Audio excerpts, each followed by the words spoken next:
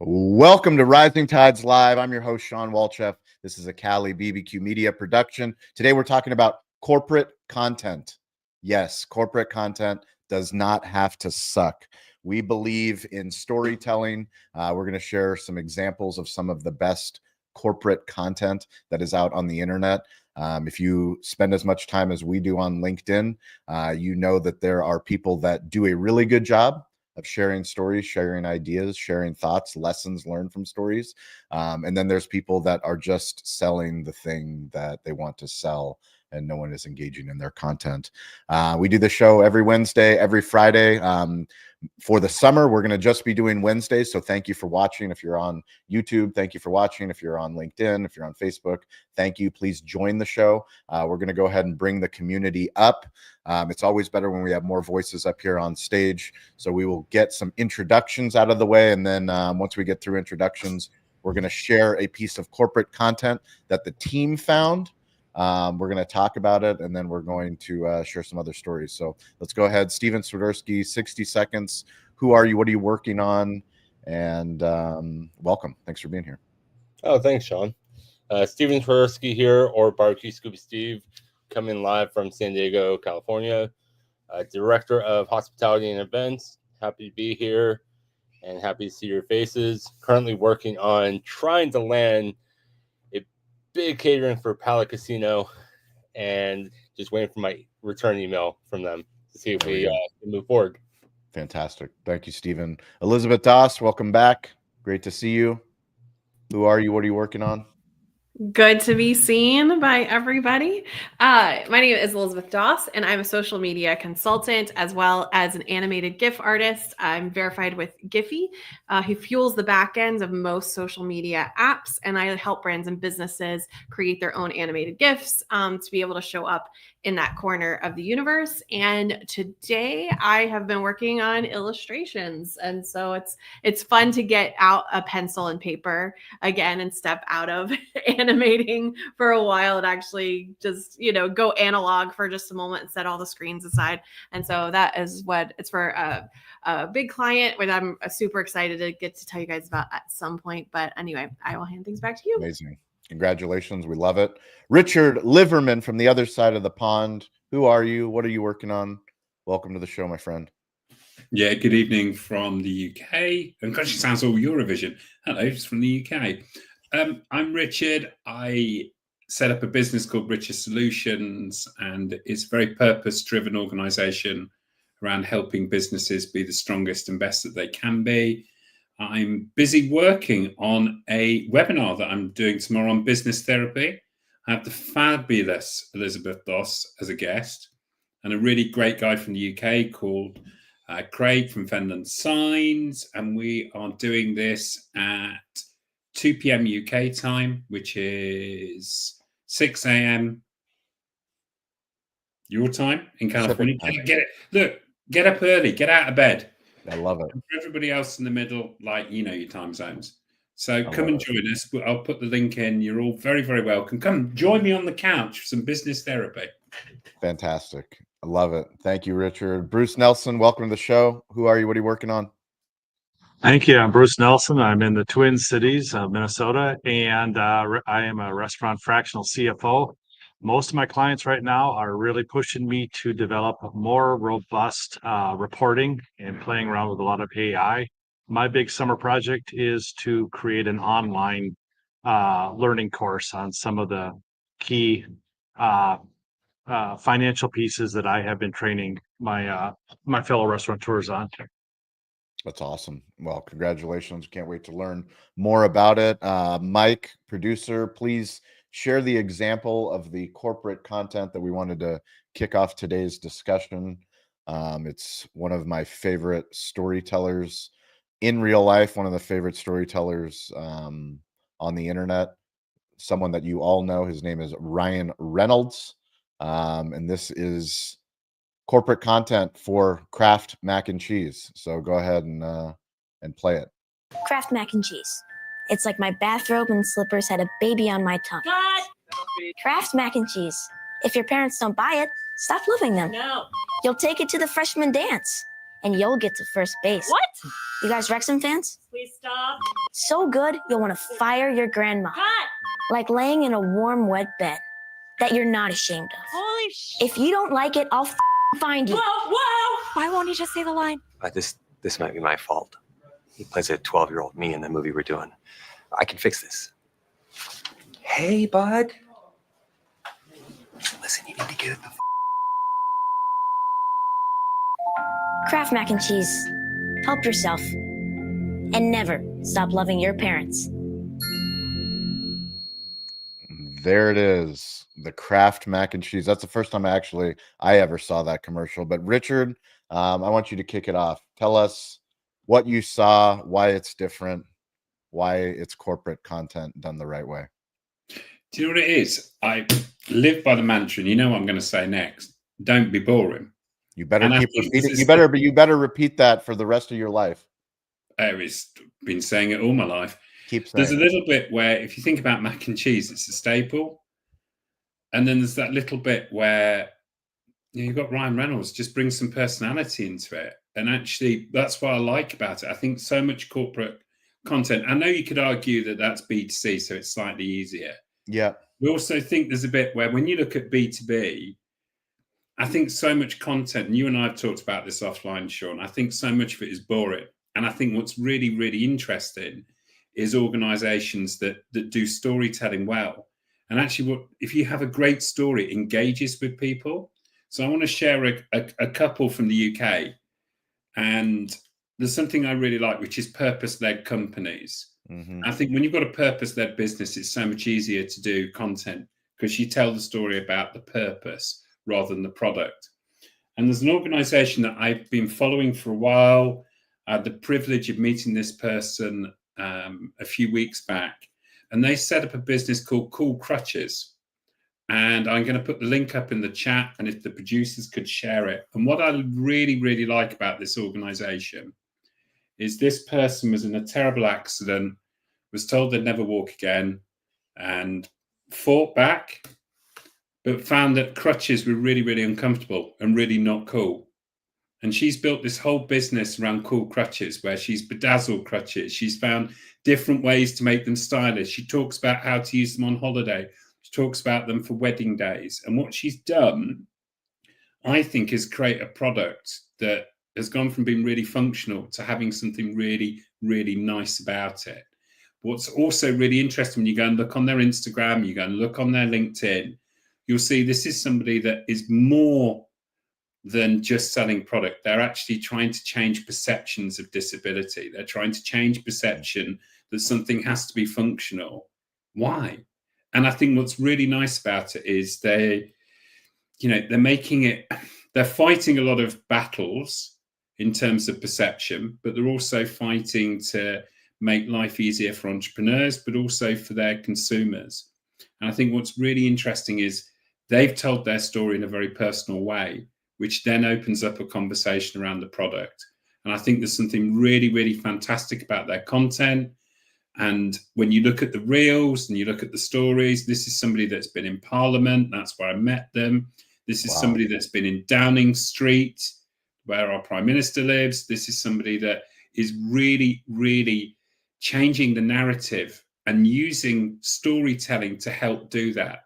And if you look at the post there, when she was talking about when she was aged 19, you'll see that there's a whole carousel of things on there. And it's all about storytelling. And the product's amazing, but the story's even more powerful. And I think when you want to create great corporate content, if you can do it from a purpose-led position, fantastic. But also make sure it's got a bit of heart and soul in it. Make sure that it's interesting, or that it's emotive or captures you. And I think the really great stories are the ones that connect with us. They resonate with us, whether it be a movie that we love, a book that we love, a song that we love. Why do we love them? It's because that emotional connection, or that hook, or the fact that they're not boring. You know, why would you go and rewatch a boring film? You wouldn't. But you watch a really great film over and over again. Why don't we think about that when we create content? Why don't we think about that when we're creating content for corporates? Because if we did, it certainly wouldn't be boring. So I wanted to share with you Cool Crutches, led by the brilliant Amelia. Please give them a follow on social media, support them. And if there's people in your network that need help with mobility aids and want to do something cool, share their stuff. I love it. It's just a perfect example and a reminder to this community why we believe in the things that we believe. Is it's those memorable moments, whether they happen in real life or now digitally. It's how well are we equipped to share the things that make an impact. And now that Richard shared cool crutches with us, I won't forget it. I'll follow their page, I'll connect with them, and you never know where one story will lead to another story, which is something that's really cool when you think outside of the corporate way of thinking, you know. And that B2B storytelling doesn't have to suck. B2C, obviously, like we talk about, is a lot different, but B2B can be better if you're willing to have the courage, right? The courage. And what Stover actually, when we were texting that Ryan Reynolds video in the beginning, what he mentioned was that you have to be self-aware. And I think there's this facade that businesses take, you know, when they're posting content on LinkedIn or making corporate content, that you have to be perfect, that you have to have all the answers. And it's always, when you get to the truth of who you are, what you're building, why you're building it, people pay attention, because we're bullshitted all the time in so many different environments, right? Like, stop. Yeah, I agree. And there's an expression I use a lot, and I've used it here before, and Elizabeth knows what I'm going to say, which is, when I try, I fail. When I may, I succeed. Yep. I think what's really interesting when you look at a lot of corporate content, it feels like people are trying. Yep. Don't try. Just tell a story. Just stop trying. I love that. Yeah, that's such a good quote. Bruce, what are your thoughts on corporate content, the Kraft mac and cheese? Anything you'd like to share, especially with the financial lens? I mean, I know how hard it is for the financial sector to get into storytelling, which is why I applaud you for the work that you do on Substack, the fact that you show up here.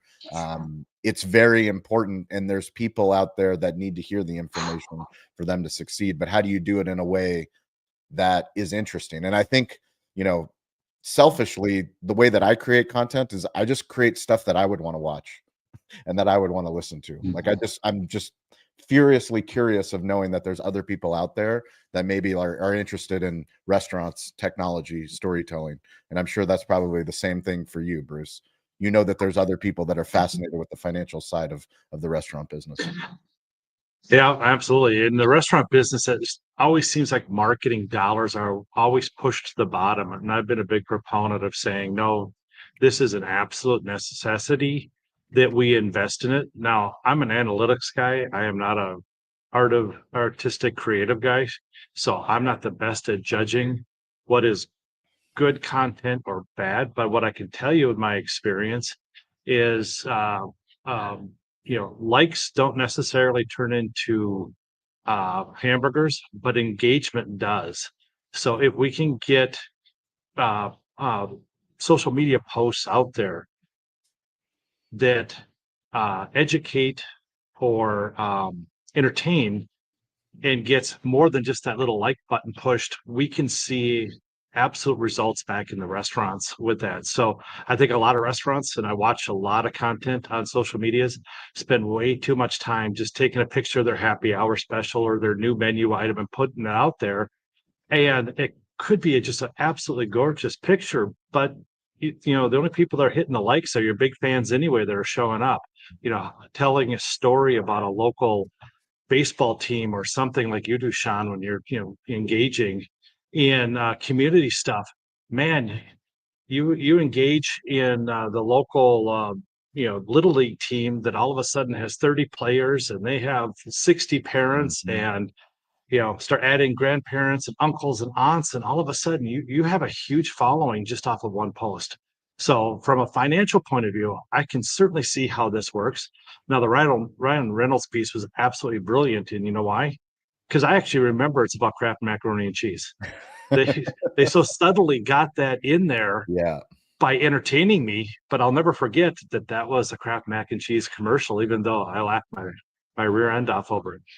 Bruce, I'm so happy you brought up the engagement piece. I think that's often, I mean, we talk about it obviously in this community, but like something that you save something that you share, something that you bookmark. Like if it's so good that you have to go and tell somebody else, like, Instagram Reels has made it really easy to share a funny reel or an educating reel with somebody that, is essentially as part of your like text community. So it's like, hey, I can share something to Richard that I think is funny that he might like, that might add value to his day. But like, how do we make more of that? Like, how do we make more of the stuff that it's like, holy shit, this is so good. This helped me. I want it to help someone else. Now it's actually shareable. Speaking of shareable content, Elizabeth Doss, what do you have to say on corporate content? Sure. So I was kind of going through my through just trying to do some quick searches of ways that companies are doing this well. And obviously we've talked about the storytelling part of things, but there's other places that you can make connections, I think, with your audience. And so I thought I'd bring up a couple of things some of the things, and I'll add the articles to the comment section, especially over on LinkedIn in just a minute, but I want to focus on talking to you. So one of the ones that comes up a lot is nostalgia. And when companies can harness nostalgia, they can really make a connection with their people. Now, what's funny is, what if you're a new company? Well, you can still have a nod that goes back to your target demographic, their relationship with some things. And so, for instance, Airbnb. So this is part nostalgia, part current events, but Airbnb is doing this really well. They did an experiment a couple years ago with when the new Barbie movie was coming up, and guys, everything was Barbie. Like everything was, I thought, if Richard could have tapped into the pink of all the Barbie that we were saying, I mean, there we go. Don't be boring. But Airbnb jumped on this, and they had the Malibu dream house situation, and people could get a night at the Malibu dream house, Barbie dream house. And what they realized is people were hungry for these iconic moments. And so they developed a whole new section of Airbnb for icons, where you could stay in the house that inspired the movie Up for Disney, the X-Men mansion. And it's not just staying in them. They had like experiences. So they were just selling tickets for people to have access to basically tour it like a museum. So maybe you couldn't afford, how many thousands of dollars a night these places were. They made tickets available for experiences, which Airbnb at the time had started doing some of that in some of the cities, but having icon moments. So they're tapping into that nostalgia side of things. But they're also, so nostalgia is one thing, but crossover is another big thing. When brands can find the Venn diagram of the connection with their audiences, and how other products that they're shopping for. So Liquid Death did this, which is a canned water company. And they did a crossover with Elf makeup. But also a nod back to like heavy metal days of Kiss and other things, like nostalgia, like older ones, where this somebody pops open a can of Liquid Death, which is just water, but it's it's murder your thirst. Elizabeth, are you a Kiss fan? Because this has shocked me. School's out for summer, right? Is that them? No. But this idea that when the can pops open, this guy that's decked out like a member from Kiss opens up this new makeup kit that has all the makeup that he's used. And so it's in a little coffin, and like hands it to them.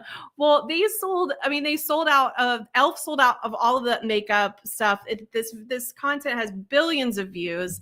And there was this really epic crossover for that moment. And Liquid Death has some other thing there. If you want to check out a company that approaches things a different way, make sure that you check it out. Sure. I have two more real quick. Social listening is a huge part of being able to create content that goes viral.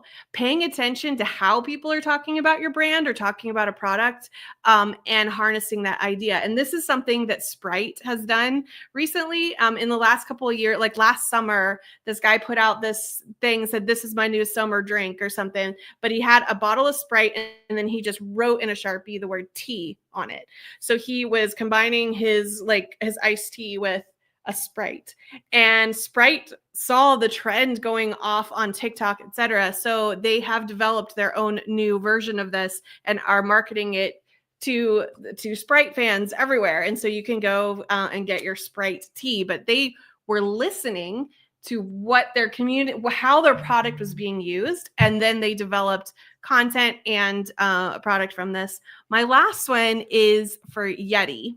So Yeti creates accessories, coolers, other things for really for outdoor use, and they do a great job of storytelling where the main character of the story is you getting outside, but it just so happens you use their products to make it much more comfortable and et cetera, blah, blah, blah. But they created last summer, a long form piece of content that was a documentary about Jimmy Buffett and his friends and how they like to go fishing in the Florida Keys. It's like a 34-minute deep dive documentary with like video from that and stuff. But it just so happens throughout these years, they were using Yeti products way back when. And so Yeti produced this and put it out on their YouTube channel for free, cross-pollinating, again, audiences that love Jimmy Buffett, that love his music, that love fishing, that love Key West, that love Yeti, that love being outdoors. And you see how many people they crossed over it. And rather than it being a commercial, it's this statement piece about that. And so one thing I was thinking about is how could brands that are listening think about what's an icon, because Jimmy Buffett's an icon that was using this product. I know that you may not be able to find that, but there are things in your area you could find. What's an icon, Shawn, in the San Diego area, that if Cali Barbecue did a feature length of this place or this person or this moment, and then had a celebration of that person, and Cali Barbecue catered that event where you guys were celebrating and having cover bands play music from a person that came from San Diego. I don't know, but just these ideas of how can you cross-pollinate, how can you do social listening, and how can you bring in nostalgia in the middle of all that. So I'll hand it back to you. That was amazing, Elizabeth. That was all those examples, phenomenal stuff. Thank you for contributing. Laura, welcome. Great to see you. Take 60 seconds. Who are you? What are you working on a Wednesday? And what are your thoughts about corporate catering? I mean, great to see all of you. I'm sorry, corporate content.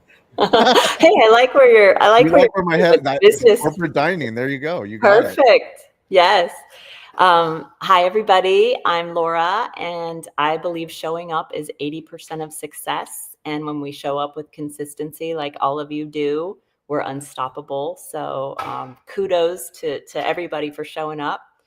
And for my business, I'm in the business of showing up for my restaurant clients and bringing friends. And by friends, I mean 21 million expense account diners who are traveling for official company business, looking for great restaurants for dine-in, carry-out, catering, as Shawn mentioned, and private events. I just returned from an event that one of my clients, Eureka Restaurant Group, put on for their general managers. And it was their general manager summit. They had it in Arizona at Electric Pickle, which is one of their concepts. And we just had an absolute blast. I love that they were so welcoming to their vendor partners and allowed us the opportunity to have fun getting randomly matched up with their general managers and competing in a tournament. And they just made it so much fun for everybody. So that's just returned from that. And as far as corporate marketing goes, a couple things while you were talking, and Elizabeth, thank you for all of those examples. Those were great. I was looking up, I had dinner while we were in Arizona with a dear friend. We were at the Global Ambassador Hotel, which I love, in Phoenix, and owned by a restaurateur in Arizona, Sam Fox. And Dave, our friend, was telling us a story about, he said, have you seen that Toyota commercial where the dad gets out of the truck and approaches his wife and tips his hat and says, ma'am, and then, sees his daughter and says, little lady, and he's, embodied this cowboy persona. I have not seen this commercial. I just asked ChatGPT if they could find the commercial. They could not, but it was so detailed, and Dave was so excited about this commercial. He's like, I can't believe you guys haven't seen it. My husband, Eric, said, oh, are you talking about Sam Elliott and, you know, how he voices these commercials? And I looked it up, and I believe Sam Elliott does it for Dodge Ram trucks. So this cowboy persona thing is not new. ChatGPT said Toyota did one back in 2015 with a Father's Day theme and a heartfelt kind of heartstrings, you know, father-son cowboy vibe. But anyway, just talking about how when a commercial makes an impact, that it becomes dinner conversations and conversation, and then people go to the extent of saying, you know, talking about other commercials. And so that's one idea. And then another one that comes to mind is the Ocean Spray commercial, where the guy's riding his skateboard. And has anybody seen that one? No? The viral Ocean Spray video? Yes. The one that yes, started yes. on TikTok, 100%. Yes. Yeah, that was a movement. They sold out of Wasn't Ocean that Spray. It was insane. Incredible. Yeah. It really was. And it was just so natural. And the fact that Ocean Spray picked it up, and, you know, to me, that's ideal, something that would just happen organically. And then a brand could figure out how to amplify that user created video and image. But yeah, if you haven't, it's that water cooler moment, isn't it? And I think it's one of those ones where if something's created, you go and tell people about it. And we used to call it, when I worked in design, talkability.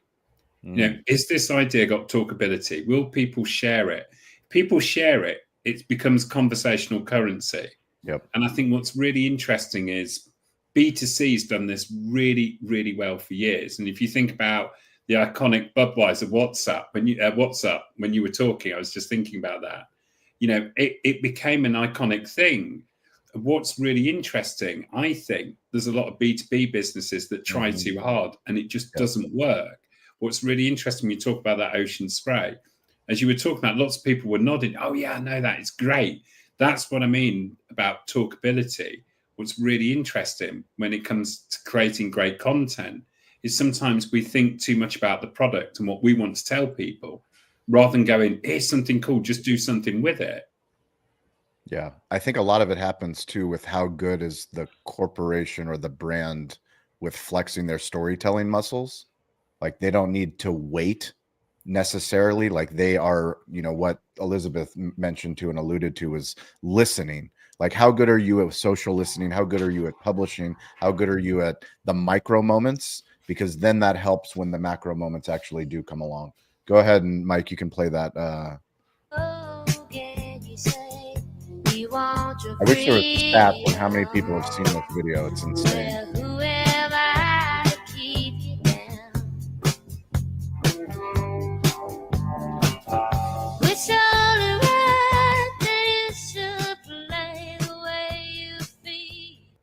Amazing. So cool.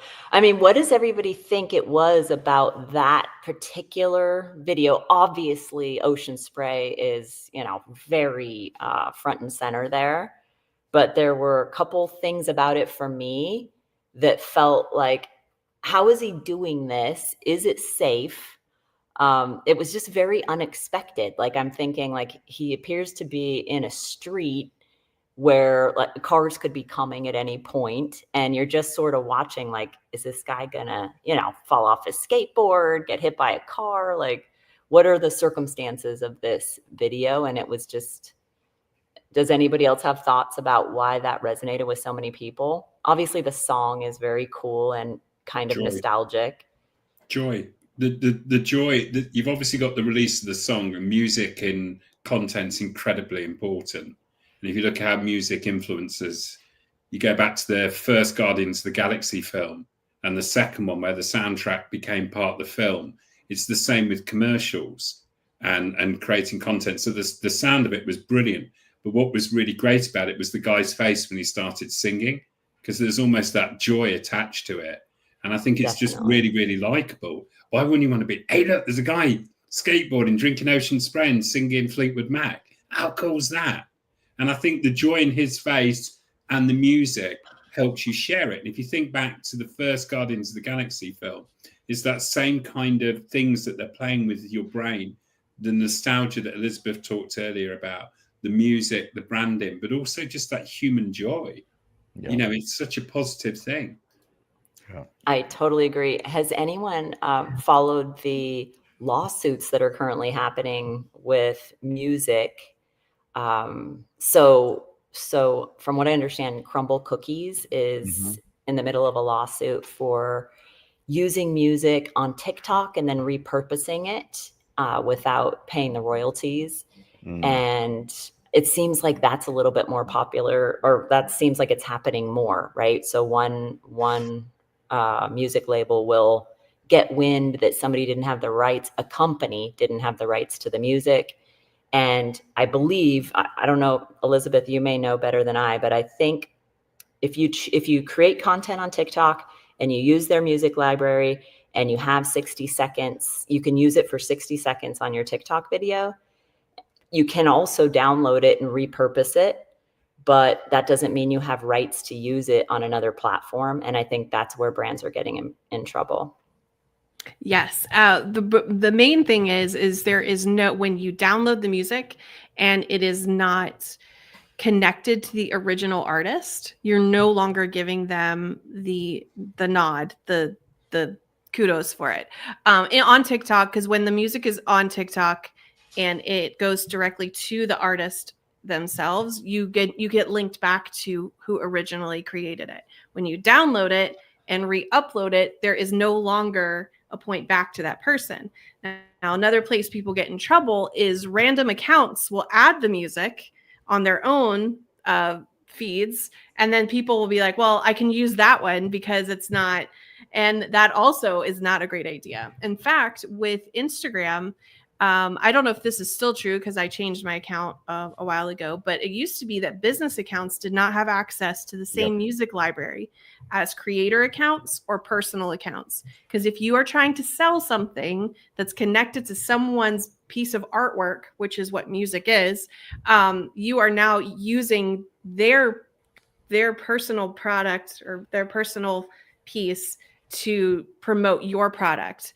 And you can't do that without permission or without paying the licensing fees for using that music, etc. So yeah, it's definitely a sticky place to get into. And what's interesting is, you know, they can go after smaller creators, but when they find a bigger company that's doing this is why you want to make sure that your social media manager or content creator it is up to date on the legal side of what you can and can't do, as well as just the trends that people want to jump on. So anyway, I want to jump back to you really quick to the guy on the skateboard. I think part of the thing is you know, he had to do that more than once. Like, this is not something this was not like a planned, he wasn't forcing it. He wasn't trying to sell, you know, Ocean Spray Cranberry. No, this is something that this person does on a regular basis to enjoy his way back and forth to work.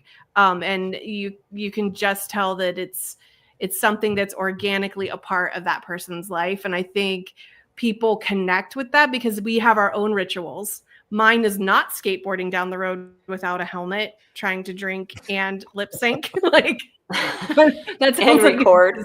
And there's content we want. Yes. The mama bear is wondering, you know, where's the helmet? I love it. But anyway, so yeah, anyway. And he was an accomplished skateboarder. I mean, he really seemed to, you know, I think somewhere else in the clip, you can kind of see him weaving, you know, side to side. And you're right. It's just, he just has a skill and an ease about him. What's interesting, Laura, is the flip of that. A few years ago, there was an advert for Pepsi Max with David Beckham. I think it's on Santa Monica Beach, and he's kicking footballs into a bin. And trash can. And he, in the UK, got absolutely panned because people thought, this is not real. This is not real. It's like, because he does 3 in a row. Now, they thought it was edited. Beckham, He's got the skills to do it, and he's certainly got the look to do it, because we all know English men are 10% more handsome. But when you actually watch him do it, what it wasn't believable. So for the younger demographic who Pepsi Max were targeting, it bombed. It really, really bombed, and there was a bit of a backlash. And I think one of the things that we talk about a lot on this call is authenticity.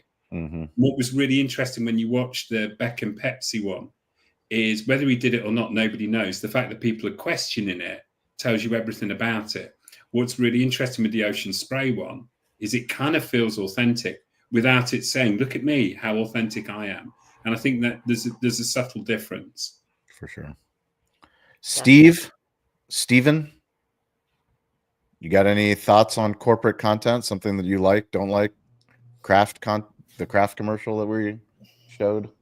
I think it's, like Bruce said, it's the engagement side, but it also sparks the viewer's mind to see what's going to happen next, which is what's going to hold, them into wanting to watch from start to finish. Mm-hmm. So I like that aspect, because I definitely could have turned away and been like, it's not that funny. But the more you view it, the more you watch, the funnier it gets, and the more engaged you're going to become. It's kind of similar to what we do with Vince. All the funny videos. Well, share for those that don't know what Cali Barbecue and you and Vince and the team have been doing on social. So what we've been doing lately is creating funnier videos, but also mixing our food-related videos, our prep-related videos in to mix up the viewers' engagement. And we've been trying to post 2 to 3 a week, which allows us to stay on top of the algorithm for the viewers. So we're actually doing more on Friday to continue our process and continue to build the views and the engagement. Yeah, they're going to be filming some hiring videos too. We've always found that restaurants, a lot of the best hires that we've ever got was me with a sign on top of the restaurant or at the airport asking for people to be hired. Like, for Cali Barbecue is hiring, and I'm at the San Diego airport as the plane is coming down. And obviously I'm not going to get anybody that's on the plane to see the thing, but we're filming it for social. We're filming it for Instagram, for Facebook, for LinkedIn, and some of the best people that we have working for us. Never underestimate who's watching your content and why. And sometimes it's not even for them. It's because they know somebody. So it's like they follow my account, but their daughter is looking for a job working at a restaurant, and maybe she's a great candidate, and they would have had no idea that we were hiring if I hadn't posted that on Instagram stories. That's awesome. And can I respond really quick to what Steven was talking about? This is something that it takes unlearning for some of my social media clients that, and this is something I've learned from Richard and others, that only having selling content, only having product content on you're not giving people a reason to follow or to show up. And so that's why I love what Cali Barbecue is doing with mixing product in with these humorous moments, because Steven and the team are giving people a reason to, and a way that they can easily interact with alternate content. And so I've been working with a client, and I'm trying to get them to understand that if you're only selling, you're not giving your audience that's there already, that already said yes, that are already following you, you're not giving them any content that they can easily react with without you jumping on them and saying, oh, are you interested? You want to buy this thing? You want to do this thing?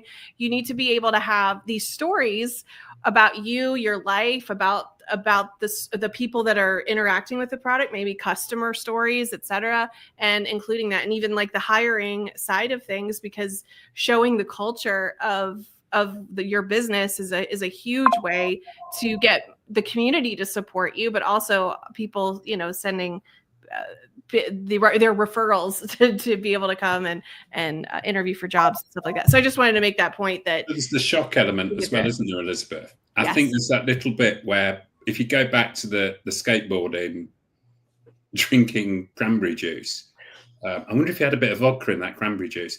But there's a little bit where you're looking at it and it's almost the shock of it. And it's the same way that Shawn's there with a big sign saying, come here at the airport. And I think there's always that little bit where it's been done for many, many years, the shock element of it. And by shock, it doesn't necessarily have to be, I don't know, somebody with a chainsaw or somebody without any clothing on. And by the way, Shawn, they're not content suggestions. But the point of it is, how do you get that kind of juxtaposition where you can kind of, if you think about it from a consumer perspective, how much content do we consume each day? How do you nudge people out of their usual position? And when we talk about corporate content, most people look for a job either on LinkedIn or whatever, and there's somebody with a sign at the side of the road is going to knock you because you've seen it in a different place. And I think there's something about, if you can create that corporate content that is disruptive, and by disruptive, it doesn't have to be kind of really extreme. It can be where people consume it or where people see it. And I think there's that little bit where it goes back to don't be boring. If you just put a job advert out there, it might work, but how can you be disruptive? How can you cause, as we say in the pirate mantra, from the brilliant Be More Pirate book, how can you cause good trouble? Yep. And I think there is this idea, how can you cause good trouble with your content? I love that. That's a brilliant book. What's the name of the book for people that don't know, Richard? Yeah, it's called Be More Pirate by Sam Conniff. It's got a pink cover. I will put a link to it in the chat. It is brilliant. I gave Shawn a copy. And it is very, very much about causing good trouble and being disruptive. And a lot of the things that we talk about have this kind of idea of it. And the book's mantra is all about, if you look back to the pirates of the good old days, when they were robbing the Spanish, not the English, just want to add that what they did was they had a code, they caused trouble, but they also had ways of being disruptive. And I think what's really interesting is if you look at modern day disruptors, and I know Uber and Airbnb and all of these places get put up, but there is a point to it. They disrupted a market. There's also a point in a simple way as a business, Shawn holding up a sign at the airport saying hiring, that's been disruptive and causing good trouble. Cause good trouble. I love it. Let's go ahead and get some tips, takeaways, homework assignment. If you guys are watching, please join us. We'll be live again next Wednesday. Our summer schedule will be Wednesdays, so we won't have shows on Fridays. But that will hopefully, once we get back to the fall, we'll get back to regular programming. Steven, what's your tip, takeaway, homework assignment? Don't be boring and keep creating fun, engaging content. Don't be boring. Yeah. Fantastic. Elizabeth. Yeah, harness that social listening, any nostalgia nod, any Venn diagram between you, your customers, things you love, things they love, paying attention to all of that, and how could you artfully tell those stories. Back to you, Shawn. And a reminder to this community, Matt Wampler, he just launched his brand new podcast. It is the Restaurant AI Podcast. Please subscribe to it on Spotify. Please follow him on YouTube. Please follow him on Apple Podcast. Listen to the show, write a review, anything we can do to help anyone in this community that launches a new YouTube channel or show or blog or anything like that. Please let us know. Also, a reminder for Richard's webinar tomorrow morning. What time? 6 a.m. Pacific time. Business therapy. Yeah, if you go to Richard on LinkedIn, how do people register for that? If you go to richersolutions.com/therapy, you'll be able to find how to sign up for it. Is that Richer Solutions or Richard with a D? Richer as in not poorer. Richer, not poorer solutions. Richer. That's a good question. Qualifying question. Bruce, tip, takeaway, homework assignment. I always get a kick out of big marketing firms that sit around boardrooms trying to figure out how they get something to go viral. And then some kid with an iPhone makes it happen. And I just wonder what goes on behind the scenes in those offices. My big takeaway is just keep producing. Every time I post something, I've almost I'm already on to my next thought. So that's my takeaway. I love it. Richard, go for it. Yeah, thanks for the plug, guys. Appreciate that. I like what Bruce was saying. I can almost imagine, and I've been in those situations with big brands saying, right, we need something to go viral. And you just almost want to say to those people in the room, the fact that you've said that ain't going to happen. And I think there's this little bit where sometimes you need to bring voices in from outside the boardroom. And I think that's a challenge to those big corporates. But Bruce, maybe we should go and listen into a couple of them conversations, because honestly, I've been in them before. They're horrendous. I think it'd be a stitch. I think it would be do you know what? Filming that would go viral. That would go viral for sure. Do you know what? The That's board the kind of deciding content what to do and what not to do. I want to see that content on LinkedIn. My homework is I need to prep for the webinar, because I've got to interview Elizabeth, and we all know what a nightmare she can be. Elizabeth, I've got the mineral water at 2 degrees. I've got you the red M&Ms. See you all tomorrow. Cheers. Laura, close us out. Tip, takeaway, homework assignment. All right. A tip, following up on what Shawn did so well with the sign about hiring. I just saw a friend of our community, Sam Stanovich from Big Chicken. Did you see his video about hiring? I did. Okay. I thought he did such a great job on that. And it was, correct me if I'm wrong, but he just was himself saying, hey, we're excited to be in New York City. We're having this hiring event. If you're in New York, come see us, and kind of gave the details of where to go. Yep. And so I think that's a great use of social media, and hopefully they'll get some good turnout from that. I also wrote notes for myself. I'm going to buy the Be More Pirate book. I'm going to set my alarm and be ready to tune into Richard's and Elizabeth's webinar tomorrow. So I'm going to sign up. I'm going to check out Matt Wampler's Restaurant AI podcast and subscribe. Awesome. Thank you. And those are my homework assignments. I love it. And just a reminder to the community, if you want to get involved, we have a Slack channel for digital hospitality, this Rising Tides community. We have an Instagram chat, a LinkedIn chat. We are here to support one another. It's always better when we have more voices up here on stage. So if you're listening to this podcast, if you're watching this at another time, we want you to be a guest. We want to hear from you. We want to hear about your stories. We want to hear your lessons. That's how this community grows. Thank you, Mike Biseglia. Thank you, Stover. Thank you to the Cali Barbecue Media. And I will be filming you next week from the Village, Bulgaria Live, next Wednesday. You guys next week. Thank you so much. Thanks all. Bye.